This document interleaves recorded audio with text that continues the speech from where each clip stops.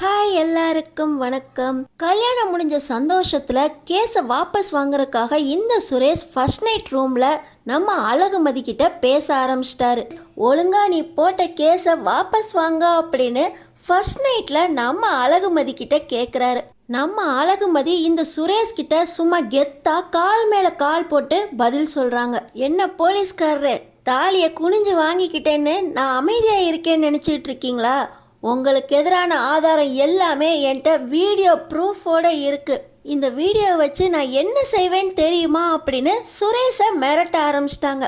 இந்த சுரேஷோட அடுத்த கட்ட நடவடிக்கை என்ன, அடுத்தடுத்து என்ன நடக்க போகுதுன்னு தெரிஞ்சுக்கிறதுக்கு முன்னாடி இந்த வீடியோக்கு ஒரு லைக் போட்டுக்கோங்க. ஸோ பார்த்தீங்கன்னா அழகுமதி தன்னோட அம்மா கெஞ்சுதலுக்காகவும் அப்பாவோட உயிரை காப்பாற்றுறதுக்காகவும் அப்பாவோட ஆசையை நிறைவேற்றுறதுக்காகவும் தலையை குனிஞ்சு சுரேஷ் கையால் தாலியை வாங்கிக்கிட்டாங்க. அவங்க சொன்னது எல்லாத்துக்குமே அமைதியாக இருந்து கல்யாண மண்டபத்திலேருந்து வீட்டுக்கும் வந்துட்டாங்க. இந்த ராஜலட்சுமி பொண்ணை ரெடி பண்ணுங்க, இன்னைக்கு நைட்டே நல்ல முகூர்த்தம் இருக்கா அப்படின்னு சுரேஷ் கூட சாந்தி முகூர்த்தத்துக்கும் ரெடி பண்ணுறாங்க. இப்பையும் அழகுமதி அமைதியாகவே இருக்க அழகுமதியோட அம்மா அவங்க வீட்டில் இருக்க நகையெல்லாம் கொண்டு வந்து நம்ம அழகுமதிக்கு போட்டு விட்டு சாந்தி முகூர்த்தத்துக்கும் அமுச்சு வைக்கிறாங்க. என்னம்மா பண்ணுற, இன்னும் நான் எவ்வளோதான் அமைதியாக இருக்கிறதா அப்படின்னு அழகுமதி கேட்க, சும்மா இருடி அப்படின்னு அழகுமதியோட அம்மா காஞ்சனா மிரட்டி ரூமுக்கும் அமுச்சு வைக்கிறாங்க. ஆனாலும் அழகுமதி பொறுமை இழந்துடுறாங்க. அங்கே சுரேஷ் உட்காந்துருக்காரு. உள்ளே வந்தால் அழகுமதியை சுரேஷ், வாமா கல்யாண பொண்ணு, என்ன திமிரெல்லாம் அடங்கிருச்சு போல, தலையை குனிஞ்சிட்டு கொட்டமெல்லாம் அடங்கி போய் உள்ளே வந்து நிற்கிற, உங்ககிட்ட இருந்து நான் தெரிஞ்சுக்க வேண்டியது நிறைய இருக்கு, வந்து உக்காரு அப்படின்னு இந்த சுரேஷ் சொல்ல அழகுமதி சும்மா கெத்தா அங்கே போய் கட்டிலில் கால் மேலே கால் போட்டு உக்காடுறாங்க. என்ன திமிரை அடக்கிட்டியா, பாப்பமே உனக்கு என்ன தெரிஞ்சுக்கணும் கேளு அப்படின்னு நம்ம அழகுமதி சுரேஷ் கிட்ட கேட்க, உன் கழுத்தில் தாலியவே கட்டிட்டேன், இனி நான் சொல்கிறத நீ கேட்டாகணும், என் பொண்டாட்டி நீ, முதல்ல போட்ட கேஸை வாபஸ் வாங்குறேன் அப்படின்னு இந்த பேப்பரில் எழுதி சைன் போடு அப்படின்னு இந்த சுரேஷ் வந்ததும் வராதுமா அவர் வேலையை காட்டுறாரு. என்னது, கேஸை வாபஸ் வாங்கணுமா? இதெல்லாம் உங்கள் லிஸ்ட்லேயே இல்லையே.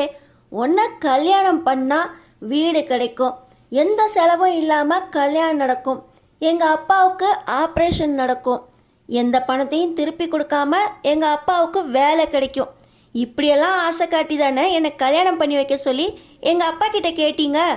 இதெல்லாம் நடக்கணுங்கிறதுக்காக தான் நான் தாலி வாங்கிக்கிட்டேன்.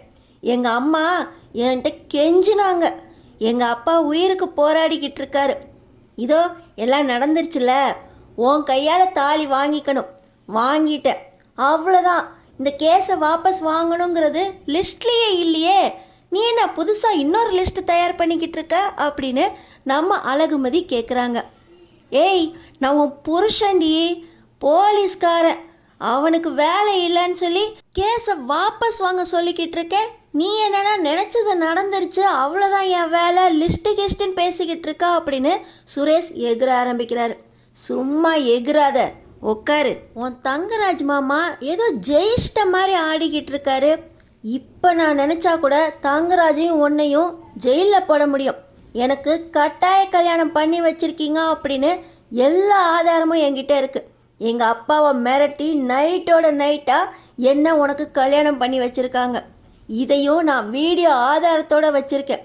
எங்கள் அப்பாவை மிரட்டின வீடியோ என்கிட்ட இருக்குது. எங்கள் அப்பா சும்மா உங்கூட நைட்டு வந்தாங்கன்னு நினச்சியா? எங்கள் அப்பா ஃபோனில் கேமராவை ஆன் பண்ணி அவங்களுக்கே தெரியாமல் அவங்க பாக்கெட்டில் வச்சு தான் அனுப்புனேன். அவங்களோட ஃபோனில் எல்லாம் ரெக்கார்டாக இருக்குது. இந்த ஆதாரம் என்கிட்ட மட்டும் இல்லை, போக வேண்டிய இடத்துக்கெல்லாம் பத்திரமா போயிருக்கு. எல்லாத்தையும் நான் எஸ்பி ஆஃபீஸ்க்கு அனுப்பிச்சிருவேன். எஸ்பி ஆஃபீஸ் இல்லை, அடுத்து கமிஷனர் ஆஃபீஸ் வரைக்கும் போவேன். வீடியோ ப்ரூஃப் பக்காவாக ரெடி பண்ணி வச்சுருக்கேன். நீ கேட்டியே கேஸஸ் வாபஸ் வாங்கணும் அப்படின்னு, அதுக்கும் மேலே உன்னோட மாமா உங்கள் அக்கா வீட்டுக்காரு அவரையும் ஜெயிலில் போடுற அளவுக்கு பக்காவாக ஆதாரம் என்கிட்ட இருக்குது.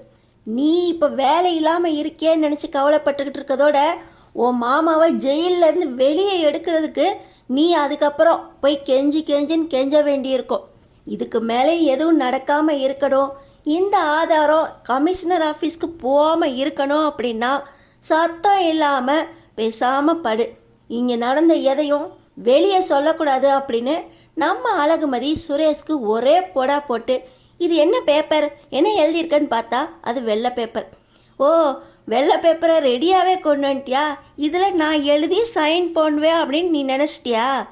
உன் தங்கராஜ் மாமா தப்பாக கணக்கு போட்டார். கௌரவம் போயிடும், நீ ஜெயிக்கணும், வாழ்க்கையில் தோக்கக்கூடாது அப்படின்னு சொல்லி என்னை மணமேடையில் உட்கார சொன்னார்.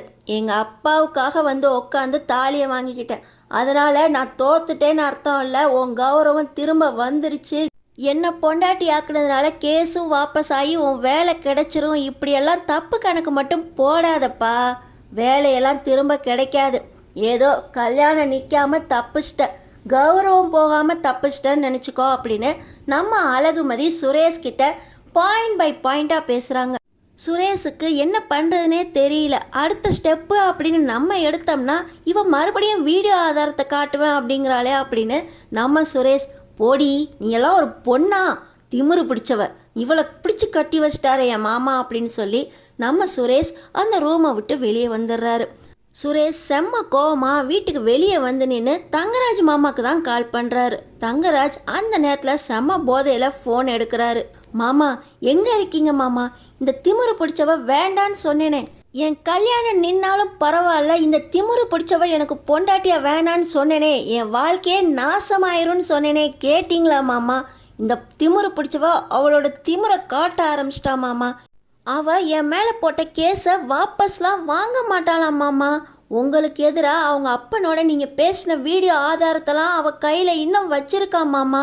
இதெல்லாம் கமிஷனர்கிட்ட கொண்டு போயிடுவேன் அப்படின்னு இப்பயே மறுபடியும் மிரட்டுறா மாமா. ஒரு ஃபோன் ஒன்று கையில் வச்சுக்கிட்டு மிரட்டுறா மாமா. அவள் என் பொண்டாட்டி மாதிரியே நடந்துக்கல மாமா. என் வாழ்க்கையே போச்சு, நான் வேண்டான்னு சொன்னேனே, கேட்டிங்களா அப்படின்னு தங்கராஜ்கிட்ட புலம்புறாரு நம்ம சுரேஷ். செம்ம போதையில் மாப்பிள்ளையோட கல்யாணத்தை நடத்திட்டோம், இனி அவனுக்கு வேலை கிடைச்சிரும் அப்படிங்கிற சந்தோஷத்தில் தங்கராஜ், டேய் மாப்பிள்ளை இன்னைக்கு உனக்கு ஃபர்ஸ்ட் நைட்ரா, எதுக்குடா போனை போட்டு ஏன்ட்ட புலம்பிக்கிட்டு இருக்கா அப்படின்னு தங்கராஜ் கேட்க, மாமா நான் எங்கே மாமா புலம்பிக்கிட்டு இருக்கேன், என்னை அவள் பாடா படுத்துறா மாமா, நீ எங்கே இருக்கீங்கன்னு சொல்லுங்க நான் வரேன் அப்படின்னு சொல்லி தோப்புக்கு நம்ம சுரேஷ் கிளம்பி போகிறாரு. அங்கே பார்த்தீங்கன்னா செம்ம சந்தோஷமாக ஃபுல் போதையில் குடிச்சிக்கிட்டு இருக்க தங்கராஜ்கிட்ட, மாமா என் வாழ்க்கையே கெடுத்துட்டீங்க மாமா, அவள் இன்னும் ஃபோனை கையில் வச்சுக்கிட்டு ஆதாரம் இருக்குது, உங்களையும் போலீஸ்கிட்ட மாட்டி விட்டுருவேன் அப்படின்னு மிரட்டுறா மாமா, எனக்கு என்ன பண்ணுறதுனே தெரியல மாமா அப்படின்னு சுரேஷ் மிரட்ட, டேய் போலீஸ்காரன் மாதிரி பேசுகிறா, அவன் மிரட்டுறான்னு இங்கே வந்து நீ புலம்பிக்கிட்டு இருக்கா அப்படின்னு தங்கராஜ் நம்ம சுரேஷ்கிட்ட பேச ஆரம்பிக்கிறாரு. நம்ம தங்கராஜ் சுரேஷுக்கு என்ன ஐடியா கொடுத்து அனுப்ப போகிறாரு. சுரேஷோட பாச்சா நம்ம அழகுமதி கிட்ட பழிக்குமா? அடுத்து நம்ம அழகுமதி என்ன நடவடிக்கை எடுக்க போகிறாங்க? தங்கராஜ் அழகுமதியை எப்படி சமாளிக்க போகிறாரு? 2 பேருக்கு நடுவில் ஆட்டத்தில் யார் ஜெயிப்பாங்கன்னு தெரிஞ்சுக்கிறதுக்கு நம்ம சேனலை சப்ஸ்கிரைப் பண்ணி தொடர்ந்து பாருங்கள்.